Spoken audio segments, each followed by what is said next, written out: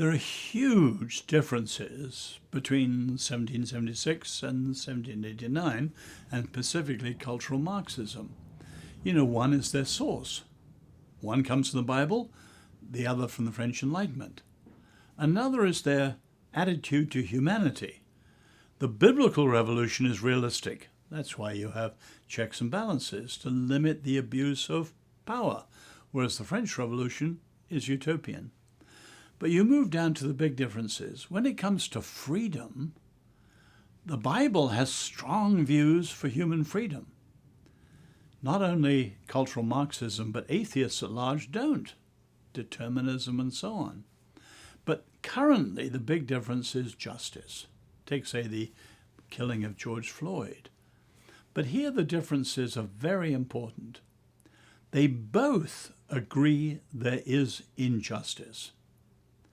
The differences come in how you address it. So, in the radical left, you only have power. God is dead. Truth is dead, postmodernism. All that's left is power, force, coercion. So you analyze discourse. How do people talk? And you're looking for the majority, the minority, the oppressor, the victim. When you found your victim, whether it's a woman or a race or whatever it is, you weaponize the victim as a group and use them to subvert the status quo, with the end game being revolution. But it is only a conflict of power, nothing else. So the end result is what the Romans call the peace of despotism. In other words, you have a power that's unrivaled, can put down all other powers, and it's authoritarianism. So let's say bluntly, the revolutions of the radical left never succeed, and the oppression of the radical left never ends.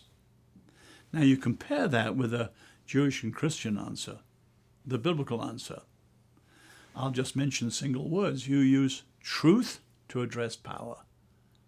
That's the prophets. You call for repentance and confession, that about turn of heart and mind.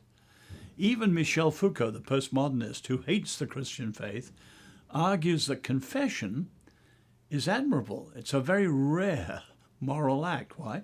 Someone is going on record against themselves. I screwed up. I cheated. I lied. I committed adultery. I murdered. Someone who confesses is going on record against themselves, not blaming someone else. And then you have forgiveness. Forgiveness is all about freedom. The left is ruthless, merciless. Even Douglas Murray, The Madness of Crowds, points out there's no mercy in the left. There's a rush to the guillotine. Pull down the statue, cancel their being here, total lack of mercy. In the gospel, forgiveness.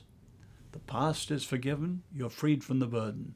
The future is forgiven, a future of a second chance. And of course, at the end of the line, reconciliation, repentance, and restoration. A total difference between the way they address the two. And of course, that difference is now America's challenge. Let me put it simply. In the issue of slavery and racism from the past, America's greatest evil meets the establishment's greatest blind spot, meets the radical left's greatest fraud, meets the Bible, the Jewish and Christian's faith, greatest glory. But will America face up to its past in the light of the atonement or not? That's America's choice today.